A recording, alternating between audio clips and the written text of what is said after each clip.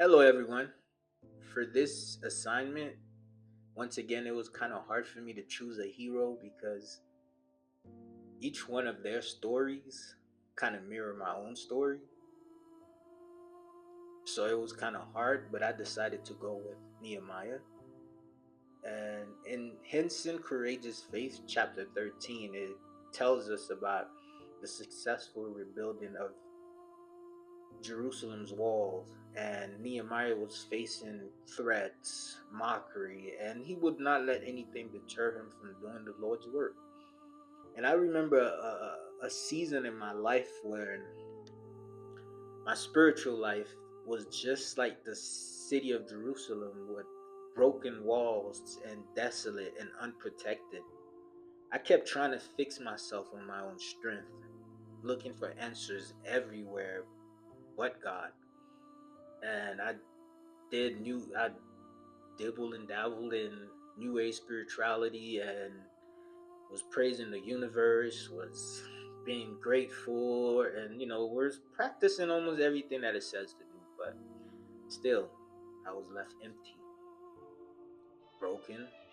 Still there was no end in sight. And then God sent me a storm. I believe it was from God because it sent me a storm that I couldn't outrun, no matter what I did, or it was just persistent. And that storm forced me to stop looking elsewhere, and it forced me to start looking up. It's forced me to go back to God and to rebuild my life with Him.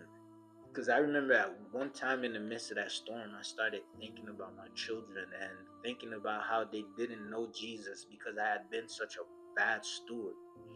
And because they didn't know Jesus, God forbids, if anything happens to them, then they would be doomed. And it'll be all my fault. Their blood will be on my hand.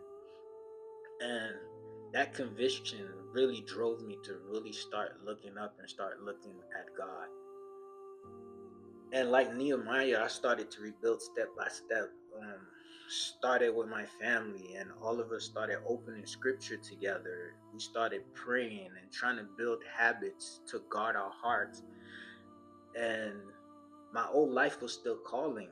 And some people were skeptical and they were making fun. But Nehemiah's resolve became mine.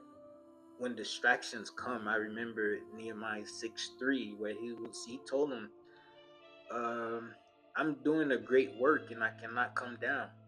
Or when fear arises, I remember his confidence, and which I call Godfidence because I feel like I can only be confident in the Lord Almighty, and I can't trust on my own powers or my own instincts. And I remember his Godfidence. The God of heaven will make us prosper, and we his servants will arise and build. Nehemiah 2:20. And Nehemiah's example, it kind of gives you a plan. Basically, like, pray honestly, plan wisely, post a God over weak places, and keep working. Number one, put God first always. And his story kind of like strengthened my faith and reminds me that spiritual walls are rebuilt the same way that Jerusalem's walls were rebuilt, through prayer, persistence, and obedience in the face of opposition.